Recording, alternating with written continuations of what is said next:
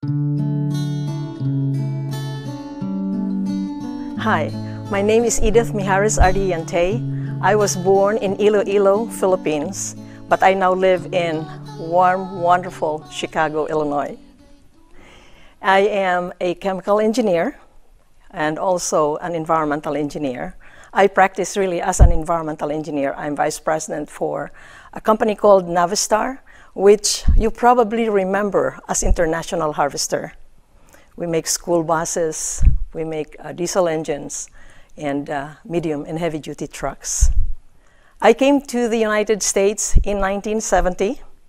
I was a beneficiary of the immigration law, which allowed Filipinos to come here as professionals. Prior to that, Filipinos came as exchange students. There were nurses and doctors, got their specialties, and then they went back to the Philippines, but never as immigrants. And so I came as an immigrant, third preference. I did not have a job waiting for me. I had a few dollars in my pocket, and I have a college degree. And of course, you know, like all young people, I came here very hopeful that companies would be vying for my services, they would be hiring me. And it was a little bit disappointing when, after sending my resume to all the large companies, nobody even wanted to interview me. So I went into the yellow pages. Anything with engineering, I applied for.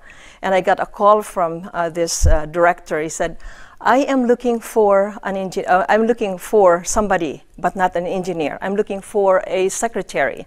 Would you be willing to come in as a secretary? And I said, do you pay? And he says, yeah. And I said, okay, fine. And so I probably got paid maybe 1/4 of what a regular engineer was getting at the time, but I wanted to start. And so I was a secretary, and then I progressed to become a real engineer. And then I went into the U.S. When I became a U.S. citizen, I went into the federal agency called U.S. EPA, Environmental Protection Agency.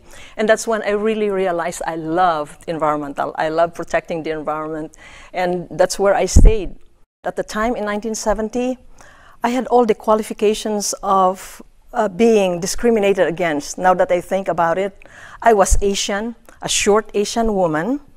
I was an engineer, somebody who is in the men's field, very much a minority in the men's field.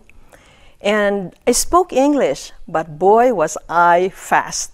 And my accent was very heavy. They could not understand me. As a matter of fact, one of the secretaries in our office who said, wait a minute, you're speaking at 90 miles per hour in a 15-mile-per-hour zone.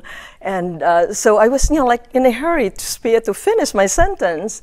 And I really learned to speak slow and to recognize that people hearing you for the first time are not used to hearing you that way, or people speaking that way.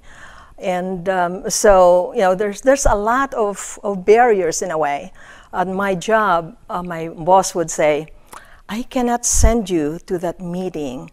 How would our clients feel that, you know, a Filipino, an Asian woman is handling their project?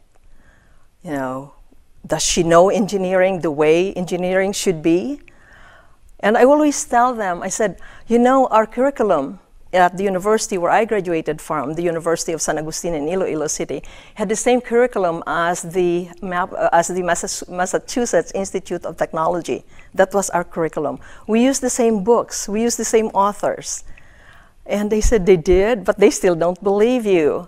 And that was one of the reasons why I said I really need to have a master's degree in this country, if for nothing else, to convince them that my background education is good enough to have a master's degree, and therefore good enough to be an engineer for the company that would deal with local businesses.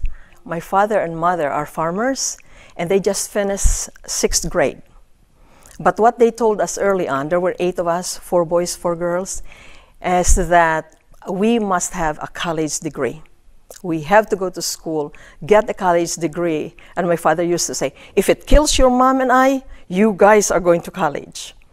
And boy, did they work very hard, day in, day night, to send us all to college. So when they retired from the farms, They had 4 engineers, 2 teachers, 1 medical technology, 1 businessman for children. We are in a farming community, right? And so you see that if you do not go to school, you do not get a degree, what you're going to be doing is planting rice the next generation and the next generation and all that. So we wanted at least to get to the level of being teachers, where we would be educating the children of the farmers, so they become educated, they go for whatever degree and all that. And that was the driver, to improve our lot. To have an African-American president, it just makes me feel so hopeful. And I said, African-American this year, Asian-American next time will be president of this United States of America.